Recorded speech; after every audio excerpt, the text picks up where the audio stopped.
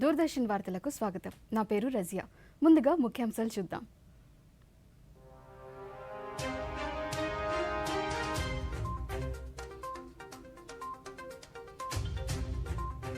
దేశవ్యాప్తంగా ఘనంగా బుద్ధ పూర్ణిమ ఉత్సవాలు. గౌతమ్ బుద్ధుడు సత్యం, అహింస, సామరస్య సందేశాన్ని మానవాళికి అందించారన్న రాష్ట్రపతి ద్రౌపది ముర్ము. హర్యానాలో ప్రధాని ఎన్నికల ప్రచారం. దేశంలో అసలైన ప్రజాస్వామ్యాన్ని బీజేపీ స్థాపించిందన్న నరేంద్ర మోదీ. వికసిత్ భారత్ లక్ష్యాన్ని సాధించేందుకు బీజేపీ అహర్నిశలు కృషి చేస్తుందన్న ప్రధాని. పంజాబ్ ఎన్నికల సభలో పేర్కొన్న మోదీ. నూతన క్రిమినల్ చట్టాలతో బాధిత వ్యక్తుల హక్కులకు పరిరక్షణ. విశాఖపట్నంలో పీఐబీ ఆధ్వర్యంలో క్రిమినల్ చట్టాలపై వార్తా ల్యాబ్ కార్యక్రమ నిర్వహణ. రేపు రాష్ట్ర వ్యాప్తంగా 10వ తరగతి సప్లిమెంటరీ పరీక్షలు. పరీక్షా కేంద్రాలలో అన్ని ఏర్పాట్లు చేశామన్న జిల్లా విద్యాశాఖ అధికారులు. దక్షిణ కోస్తా సమీపంలోని బంగాళాఖాతంలో ఏర్పడిన అల్పపీడనం. మత్స్యకారులను సముద్రంలో చేపల వేటకు వెళ్లవద్దని హెచ్చరించిన విపత్తు నిర్వహణ సంస్థ.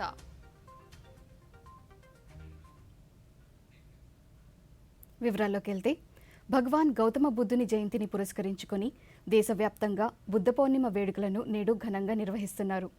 దేశంలో బుద్ధుడు నడయాడిన పలు ప్రాంతాలలో ఈ పౌర్ణిమ వేడుకలలో పెద్ద సంఖ్యలో భక్తులు పాల్గొని ప్రత్యేక ప్రార్థనలు నిర్వహిస్తున్నారు. బుద్ధ పౌర్ణిమ సందర్భంగా రాష్ట్రపతి, ఉపరాష్ట్రపతి దేశ ప్రజలకు శుభాకాంక్షలు తెలిపారు. భగవాన్ గౌతమ బుద్ధుడు సత్యం, అహింస, సామరస్యం, అన్ని జీవరాశులకు ప్రేమ సందేశాన్ని అందించారని రాష్ట్రపతి తన సందేశంలో పేర్కొన్నారు. సహనం, స్వీయ అవగాహన, సత్ప్రవణతో కూడిన బుద్ధుని బోధనలు మానవాళికి సేవ చేయటానికి ప్రతి ఒక్కరిని ప్రేరేపిస్తాయని ముర్ము అన్నారు. నైతిక ప్రవర్తన, వివేకంతో జీవితాన్ని కొనసాగించేందుకు భగవాన్ గౌతమ బుద్ధుని బోధనలు ప్రతి ఒక్కరికి మార్గదర్శనం చేస్తున్నాయని ఉపరాష్ట్రపతి జగదీప్ ధన్కర్ తన సందేశంలో పేర్కొన్నారు.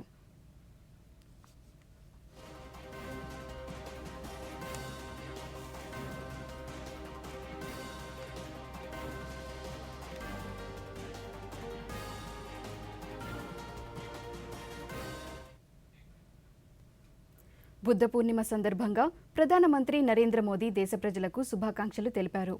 బుద్ధ భగవానుని ఆదర్శనాలను నెరవేర్చడానికి తమ ప్రభుత్వం గత దశాబ్ద కాలంగా పనిచేస్తుందని మోదీ తెలిపారు. ఈ మేరకు సామాజిక మాధ్యమం ఎక్స్లో ఒక వీడియోని ప్రధాని పంచుకున్నారు.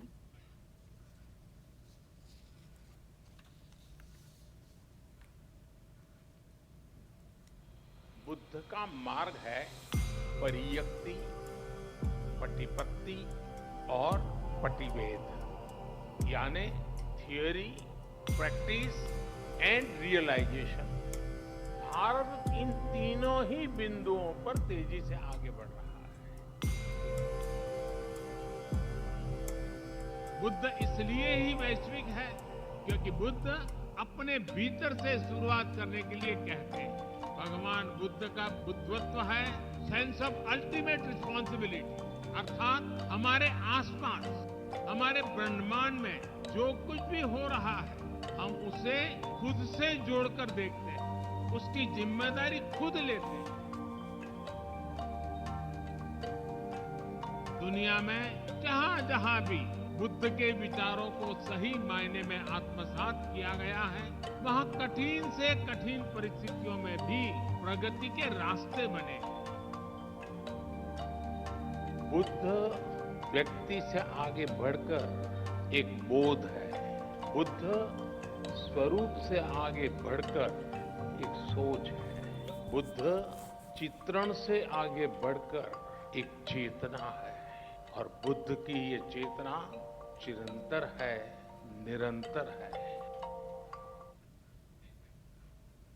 దేశంలో కుటుంబ వారసత్వ పాలనకు స్వస్తి చెప్పి నిజమైన ప్రజాస్వామ్యాన్ని బీజేపీ స్థాపించిందని ప్రధానమంత్రి నరేంద్ర మోదీ అన్నారు. హర్యానాలోని నార్నౌల్లో ఎన్నికల సభలో ప్రధాని మాట్లాడుతూ బీజేపీ పాలనలో దేశంలో పేదరికం నిర్మూలించిందని, ఇకపై రానున్న 5 ఏళ్లలో యువత రాజకీయ ప్రాతినిధ్యం వహించే లక్ష్యాన్ని తాము కలిగిస్తున్నామని, ఇండి కూటమి వారసత్వ రాజకీయాలను దేశ ప్రజలపై రుద్దేందుకు ప్రయత్నిస్తుందన్నారు. హర్యానా ప్రజల నమ్మకం విశ్వాసాన్ని నిలబెట్టుకున్నామన్నారు.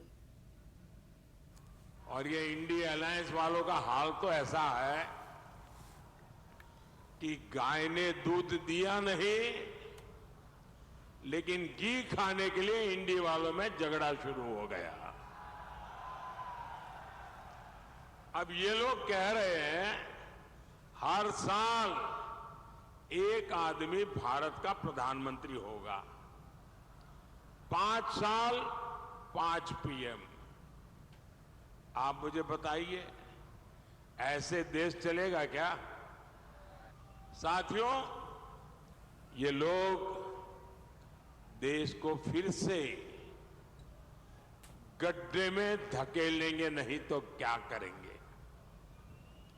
साथियों, इंडी गठबंधन के लोग ये घोर सांप्रदायिक है, घोर जातिवादी है, घोर परिवारवादी लोग हैं. इसकी जनता इंडी जमात के इरादे पहले ही भांप चुकी है, इसलिए इनका ये हाल हुआ है. 5 चरणों में ही इंडी जमात का ढोल फट गया है. इनकी सरकार 7 जन्म में भी बनने वाली नहीं है. వికసిత్ భారత్ లక్ష్యాన్ని సాధించేందుకు నరేంద్ర మోదీ అహర్నిశలు కృషి చేస్తుంటే దేశాన్ని అభివృద్ధిలో వెనుకబడేలా చేసేందుకు ఇండీ కూటమి ప్రయత్నిస్తుందని ప్రధానమంత్రి నరేంద్ర మోదీ అన్నారు. సార్వత్రిక ఎన్నికల ప్రచారంలో భాగంగా పంజాబ్లోని పటియాలాలో నిర్వహించిన ఎన్నికల సభలో ప్రధాని మాట్లాడుతూ సిక్కుల యుద్ధనీతి, త్యాగనిరతి ఎనలేనిదన్నారు. విభిన్న సంస్కృతి, సాంప్రదాయాలు కలిగిన సిక్కుల సమాజ పరిరక్షణను బీజేపీ ఎల్లప్పుడూ కలిగి ఉందన్నారు. దేశ ప్రగతిని దోచుకునేందుకు కాంగ్రెస్ పార్టీ అబద్ధపు హామీలు ప్రకటిస్తుందన్నారు. वहीं दूसरी तरफ इंडी गठबंधन है जो कहता है कि आपकी कमाई, आपके खेत खलिहान का आधा हिस्सा छीन लेगा.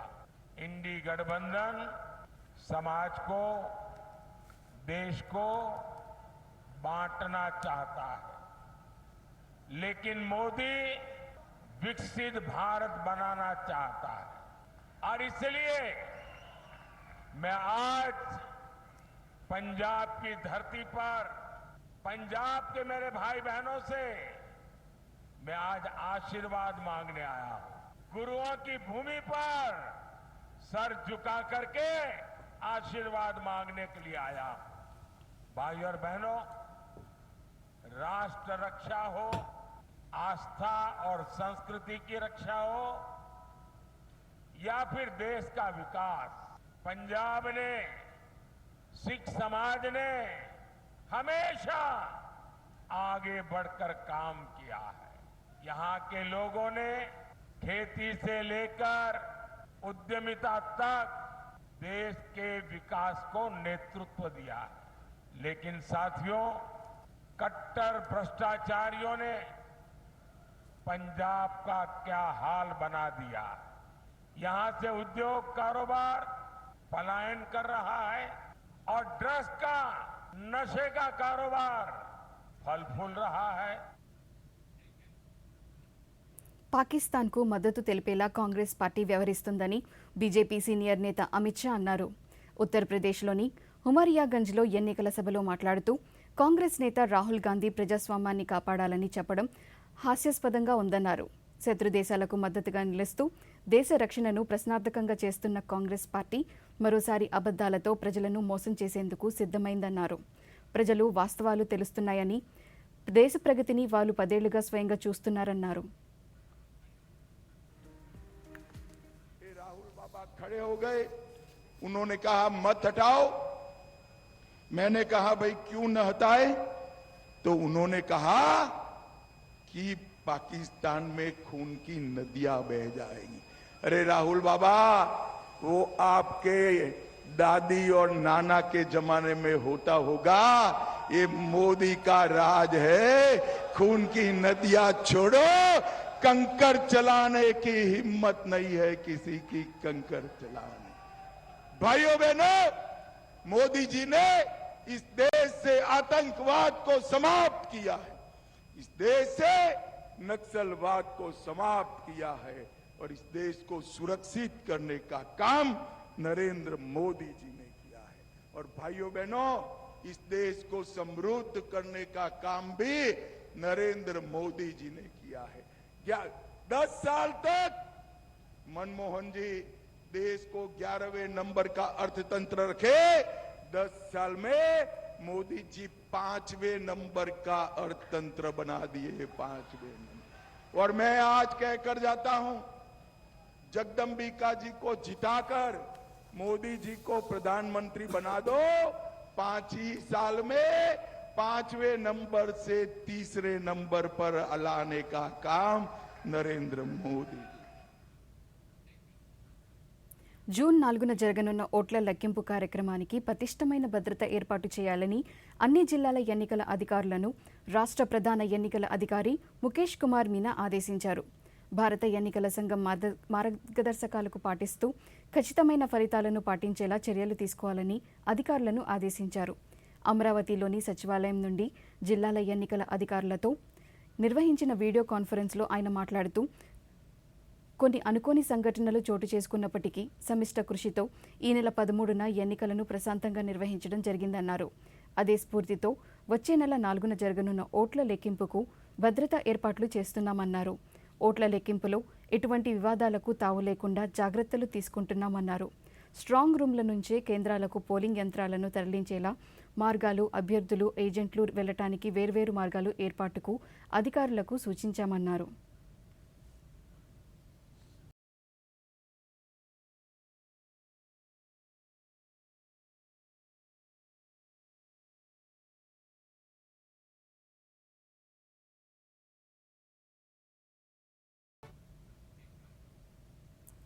విశాఖలోని కేజీహెచ్ ఆసుపత్రిలోని రోగులకు రవాణా సేవలు అందించేందుకు విశాఖ స్టీల్ ప్లాంట్ సంస్థ 40 లక్షల విలువ చేసే 5 ఎలక్ట్రిక్ వాహనాలను ఉచితంగా ఇచ్చింది. ఈ వాహనాలను జిల్లా collector A Mallikarjuna, steel plant operations director AK Bagchi కలిసి కేజీహెచ్ సూపరింటెండెంట్ అశోక్ కుమార్కు అందజేశారు. ఈ సందర్భంగా వారు మాట్లాడుతూ, స్టీల్ ప్లాంట్ అందించిన 5 వాహనాలు 24 గంటలు అందుబాటులో ఉంటాయన్నారు. కార్పొరేట్ సామాజిక బాధ్యతలో భాగంగా ఈ వాహనాలను కేజీహెచ్కు అందిస్తున్నట్లు తెలిపారు.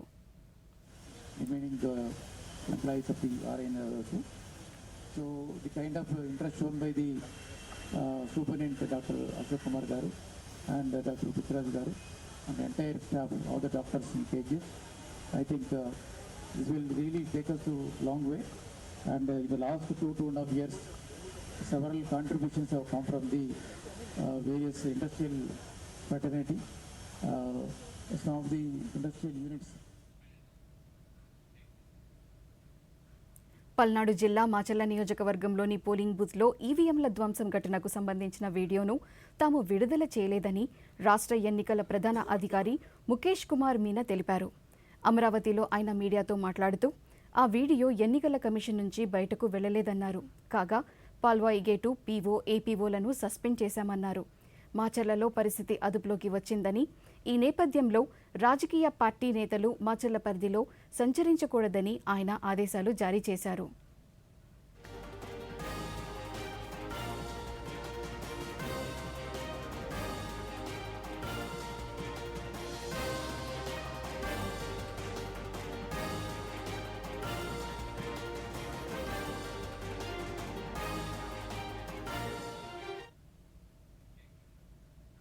ఇప్పుడొక చిన్న విరామం. మంచి పనులకు సమయం పడుతుంది, అందంగా సింగారించాలంటే సమయం పడుతుంది, బ్యూటిఫుల్ డిజైన్ కి సమయం పడుతుంది. కానీ కేవైసీ అప్డేట్ నిమిషాల్లో. కేవైసీ అప్డేట్ మీరు ఇంటి వద్ద కూర్చునే చేయవచ్చు. Registered email, registered mobile number, online banking ద్వారా, ఆధార్, ఓటీపీ బేస్డ్ ఈ కేవైసీ ద్వారా, లేదంటే వీడియో కేవైసీ ద్వారా. అసలు చెప్పాలంటే అకౌంట్ కూడా ఇంటి వద్దే కూర్చుని తెరవచ్చు. ఆర్బీఐ అంటోంది, వీళ్ళు చెప్తారు. తెలివిగా ఆలోచించండి, అప్రమత్తంగా ఉండండి. దేశంలో న్యాయ వ్యవస్థ ద్వారా 3 చట్టాలు భారతీయ న్యాయ సంహిత, భారతీయ న్యాయ నాగరిక్ సురక్షిత సంహిత, భారతీయ సాక్ష్య అధినియమం జూలై 1 నుంచి అమల్లోకి రానున్నాయని పీఐబీ అదనపు డైరెక్టర్ జనరల్ రజీందర్ చౌదరి తెలిపారు. విశాఖపట్నంలో పత్రికా సమాచార కార్యాలయం ఆధ్వర్యంలో నూతన క్రిమినల్ చట్టాలపై అవగాహన కలిగించేందుకు వార్తా ల్యాబ్ కార్యక్రమాన్ని నిర్వహించారు. గత ఏడాది డిసెంబర్ 21న పార్లమెంట్ ఆమోదించిన ఈ చట్టాల సవరణకు అదే నెల 25న రాష్ట్రపతి ద్రౌపది ముర్ము ఆమోదించారు. దీంతో ఈ 3 చట్టాలు జూలై నుంచి వాడుకల్లోకి రానున్నాయి. ఈ కార్యక్రమంలో రాజేందర్ చౌదరి మాట్లాడుతూ బాధిత వ్యక్తుల హక్కులను పరిరక్షించేందుకు నేరాల విచారణ సమర్థవంతంగా నిర్వహించడానికి కొత్త క్రిమినల్ చట్టాలకు చాలా అవసరమైన సవరణలు జరిగాయన్నారు. విశ్రాంత ఐజీ ఈ దామోదర్ మాట్లాడుతూ సవరించిన క్రిమినల్ చట్టాలు మారుతున్న కాలానికి అవసరాలకు అనుగుణంగా నవీకరించబడ్డాయని అన్నారు. ఈ కార్యక్రమంలో పలువురు ప్రసార భారతికి చెందిన అధికారులు పాల్గొన్నారు. Deemed to be in existence till such time they are repealed by the appropriate body అన్నారు. తిరిగి వాటిని మార్చేంత వరకు ఏ చట్టాలైతే భారతదేశంలో ఉన్నాయో అవన్నీ కూడా ఉంటాయని ఇండియన్ ఇండిపెండెన్స్ యాక్ట్లో చెప్పారు. అందువల్ల ఇవి కంటిన్యూ అవుతున్నాయి అన్నమాట. పోలీసు వ్యవస్థ కూడా కలోనియల్గా ఉండడానికి కారణం ఏంటంటే మేము ఇప్పటికి కూడా ఇండియన్ పోలీస్ యాక్ట్ 1861 ద్వారానే ఉంటున్నాం. ఆ దిశలు కూడా అది. సో ఈ 3 చట్టాలను 150 సంవత్సరాలకు ముందు పెట్టారు. అవి ఎందుకు పెట్టారు? బానిసలమైనటువంటి మనల్ని పాలకులు అణిచివేయడానికి చేశారు. అందువల్ల అది నేరస్తులకు అనుకూలంగా ఉంది. ఎవరు నేరస్తులు? మన పాలకులు నేరస్తులు, అంటే బ్రిటిష్ వాళ్ళు. దీన్ని తీసేయాలనేది ఉద్దేశం. 1955 సంవత్సరం నుంచి కూడా ఈ డిమాండ్ ఉంది. 5th law commission chairman KV Sundaram గారు మొట్టమొదటిసారిగా ఈ 3 చట్టాలని మార్చాలని నినాదం తీసుకొచ్చారు. అంటే అనేక మంది చెప్తూ కూడా వచ్చారు. తర్వాత అటల్ బిహారీ వాజ్పేయి గారు ప్రధానమంత్రిగా ఉన్నప్పుడు అప్పటి deputy prime minister LK Advani గారు మల్లిముత్తు కమిటీ అని ఒక కమిటీని పెట్టారు. వాళ్ళు చాలా ఎగ్జాస్టివ్గా స్టడీ చేసి చాలా సమగ్రమైన మౌలికాంశాల్లో మార్పులు తేవడం చక్కటి రిపోర్టు కూడా ఇచ్చారు. రేపు ప్రారంభం కానున్న 10వ తరగతి సప్లిమెంటరీ పరీక్షల నిర్వహణకు అన్ని ఏర్పాట్లు చేశామని పశ్చిమ గోదావరి జిల్లా విద్యాశాఖ అధికారి ఆర్ వెంకటరమణ తెలిపారు.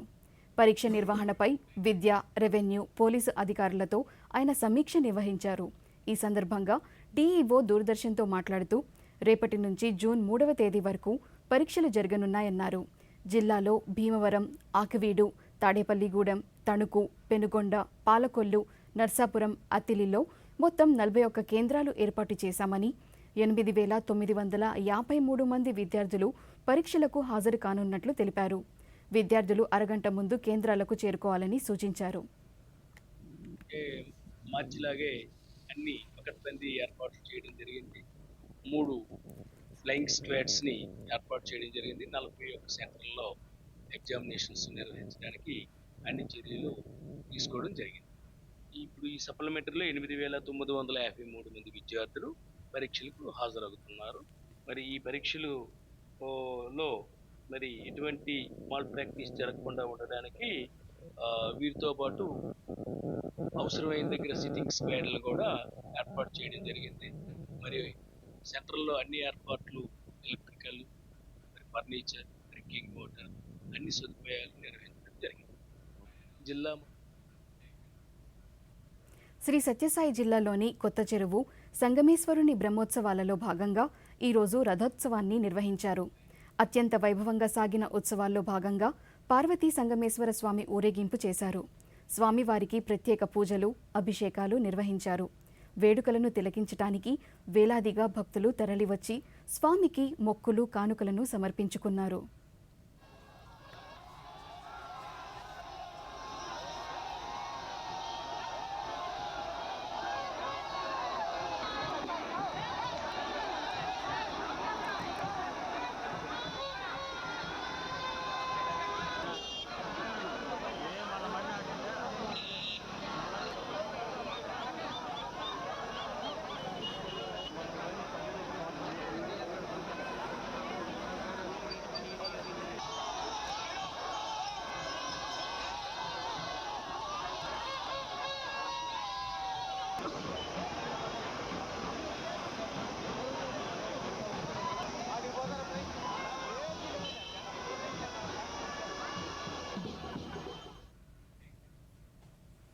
విజయనగరం జిల్లాలోని కేంద్రీయ గిరిజన విశ్వవిద్యాలయంలో పీజీ అడ్మిషన్లకు గడువును పెంచినట్లు విశ్వవిద్యాలయం ఉపకులపతి ఆచార్య తేజస్వి కట్టిమని ఓ ప్రకటనలో తెలిపారు. 2024-25 విద్యా సంవత్సరానికి నేషనల్ టెస్టింగ్ ఏజెన్సీ నిర్వహించిన CUET పీజీ పరీక్ష రాసిన ఈ నెల 26వ తేదీ వరకు ఉన్నత విద్యకు దరఖాస్తు చేసుకోవాలని ఆయన తెలియజేశారు.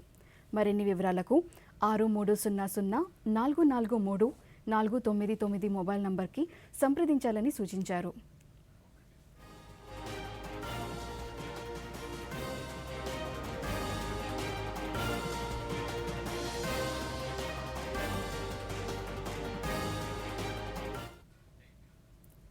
జమ్మూ కాశ్మీర్లోని రజౌరి జిల్లాలో సార్వత్రిక ఎన్నికలు ఈ నెల 25న ప్రశాంతంగా వాతావరణంలో నిర్వహించేందుకు అన్ని ఏర్పాట్లు చేస్తున్నట్లు ఎన్నికల అధికారి ఓం ప్రకాష్ భగత్ తెలిపారు. రజౌరి పార్లమెంట్ పరిధిలో 545 పోలింగ్ కేంద్రాల్లో ఓటింగ్ ప్రక్రియ నిర్వహిస్తున్నామన్నారు. వీటిలో 45 కేంద్రాలు సరిహద్దుకు సమీపంలో ఉండటంతో అక్కడ ఎటువంటి సమస్యలు ఎదురుకాకుండా తగు చర్యలు తీసుకుంటున్నట్లు వివరించారు. जैसे कि आप जानते हैं डिस्ट्रिक्ट रजौरी अनंतनाग कॉन्स्टिट्यूंसी में पड़ता है. इसमें 4 असेंबली कॉन्स्टिट्यूंसीज हैं जो इसमें इस पार्लियामेंट्री कॉन्स्टिट्यूंसी के अंदर आती हैं.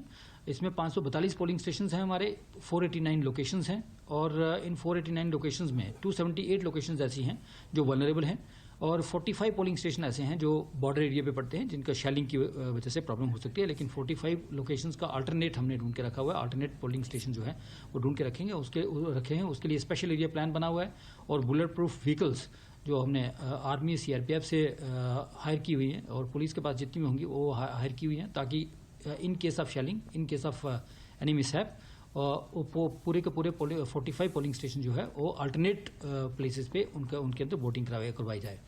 इसके अलावा हमारा जो 5 गांव ऐसे हैं जो फेंस लाइन से LOC और फेंस लाइन के बीच में पड़ते हैं. इसमें 2 पोलिंग स्टेशन ऐसे हैं, हाई स्कूल शेर और गवर्नमेंट मिडिल स्कूल मकड़ी. इसमें 1400 वोटर्स हैं टोटल मिला के और वो 2 पोलिंग स्टेशन में स्पेशल इंतजाम किए गए हैं. वहाँ తీర ప్రాంతాలలో భద్రతను మరింత పటిష్టపరిచేందుకు వీలుగా భారత నావికాదళం క్రమానుగతంగా సమీక్షలు నిర్వహిస్తోంది. ఈ నేపథ్యంలో సాగర్ కవచ్ పేరుతో మహారాష్ట్రలోని తీర ప్రాంతంలో వివిధ ఏజెన్సీల సమన్వయంతో అభ్యసన కార్యక్రమాలు నిర్వహించారు. ఈ సందర్భంగా యుద్ధ సన్నద్ధత, తీవ్రవాదుల అరికట్టడం వంటి కార్యక్రమాలు విజయవంతంగా నావికాదళం నిర్వహించింది.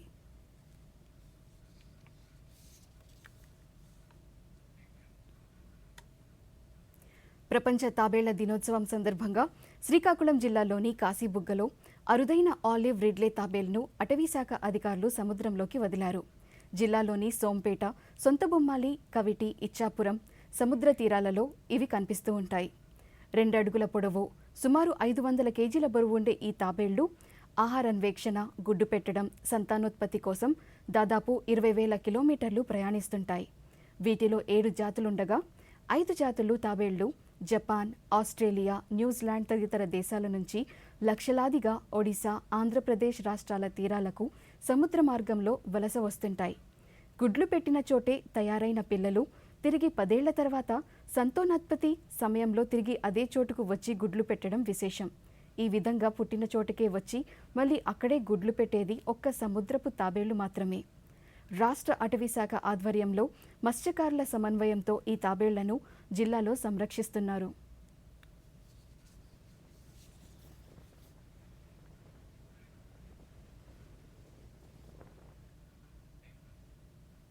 ప్రపంచ తాబేళ్ల దినోత్సవం సందర్భాన్ని పురస్కరించుకొని ప్రపంచవ్యాప్తంగా వాటి సంరక్షణ కోసం పర్యావరణ ప్రేమికులు పలు కార్యక్రమాలను నిర్వహించారు. అయితే ప్రపంచంలోనే అతి పురాతనమైన తాబేలు జొనాథన్ వయసు 191 సంవత్సరాలు.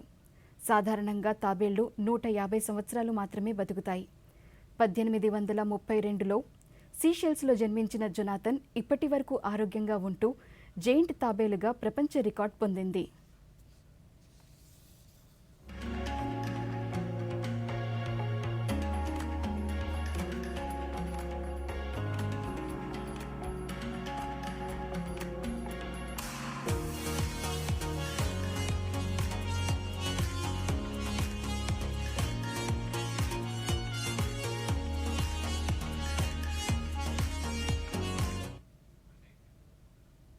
ఓట్ల లెక్కింపు ప్రక్రియ పటిష్టమైన భద్రత ఏర్పాటు మధ్య జరగాలని రాష్ట్ర ఎన్నికల ప్రధాన అధికారి ముఖేష్ కుమార్ మీనా ఎన్నికల అధికారులను ఆదేశించారు.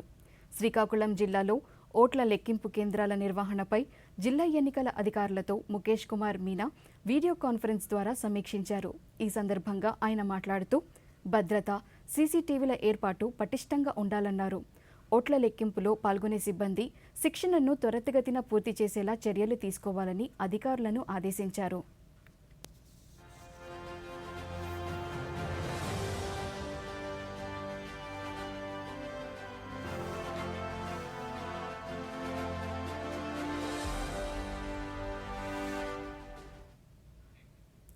శ్రీకాకుళం జిల్లాలో రేపటి నుంచి 10వ తరగతి అడ్వాన్స్డ్ సప్లిమెంటరీ పరీక్షలు ప్రారంభం కానున్నాయని జిల్లా విద్యాశాఖాధికారి ఎం వెంకటేశ్వరరావు తెలిపారు. శ్రీకాకుళంలో ఆయన మీడియాతో మాట్లాడుతూ రేపటి నుంచి జూన్ 3వ తేదీ వరకు ఈ పరీక్షలు జరుగుతాయని, ఉదయం 9:30 నుండి మధ్యాహ్నం 12:45 వరకు పరీక్షా సమయంగా పేర్కొన్నారు. జిల్లాలో మొత్తం 9 కేంద్రాలలో సుమారు 2,100 మంది విద్యార్థులు ఈ సప్లిమెంటరీ పరీక్షలు రాయనున్నారని వివరించారు. 1,000 మంది పిల్లలు అటెండ్ అవుతున్నారు. వీళ్ళందరికీ కూడా ఇక్కడ శ్రీకాకుళం డివిజన్లో ఒక 3 సెంటర్లు గాను, టెక్కల్ డివిజన్లో ఒక 6 సెంటర్లు, మొత్తం 9 సెంటర్లు వీళ్ళకి అలాట్ చేయడం జరిగింది. దీనికి సంబంధించిన అన్ని స్కూల్స్లో కూడా అన్ని ఫర్నిచర్ కానీ, అకామిడేషన్ కానీ, టాయిలెట్స్ కానీ అన్నీ కూడా పక్కాగా ఏర్పాటు చేయడం జరిగింది. వీళ్ళకి పోస్ట్ మెటీరియల్ అంతా కూడా శ్రీకాకుళం జిల్లా తీసుకొస్తారు ఎగ్జామ్ అయిన తర్వాత. దీనికి సంబంధించిన క్వశ్చన్ పేపర్స్ అన్నీ కూడా మేము ఆల్రెడీ పోలీస్ స్టేషన్స్లో ఒక 6 పోలీస్ స్టేషన్లు స్ట్రాంగ్ రూమ్స్లో కూడా స్టోర్ చేయడం జరిగింది, డిస్ట్రిబ్యూషన్ చేయడం జరిగింది. దీనికి సంబంధించిన డిపార్ట్మెంటల్ ఆఫీసర్స్, చీఫ్లు, డిపార్ట్మెంట్లు అందరినీ వేయడం జరిగింది. అలాగే ఇక్కడ మనకి రూట్ ఆఫీసర్స్ని కూడా వేసాము, ఫ్లయింగ్ స్క్వాడ్స్ 3 వేసాము, రూట్ ఆఫీసర్ని కూడా వేయడం జరిగింది. వీటికి సంబంధించిన అన్ని జాగ్రత్తలు కూడా 144 సెక్షను, జిరాక్స్ సెంటర్స్ ఉండకుండా ఉండాలని చెప్పి కలెక్టర్ గారి ద్వారా మేము అన్ని అప్రూవల్ తీసుకొని ఇవన్నీ కూడా కన్సర్న్ డిపార్ట్మెంట్స్ అన్నిటి కూడా line departments and medical demand HO ఆఫీస్కి, సూపరింటెండెంట్ ఆఫ్ పోలీసు, అలాగే పవర్ డిపార్ట్మెంట్ పవర్ కంట్రోల్ చేయడానికి కంటిన్యూ ఉంచడానికని పవర్ డిపార్ట్మెంట్కి, అలాగే ఆర్టీసీ డిపార్ట్మెంట్కి కూడా అన్ని సదుపాయాలు కల్పించమని చెప్పి లెటర్స్ కూడా పెట్టడం జరిగింది.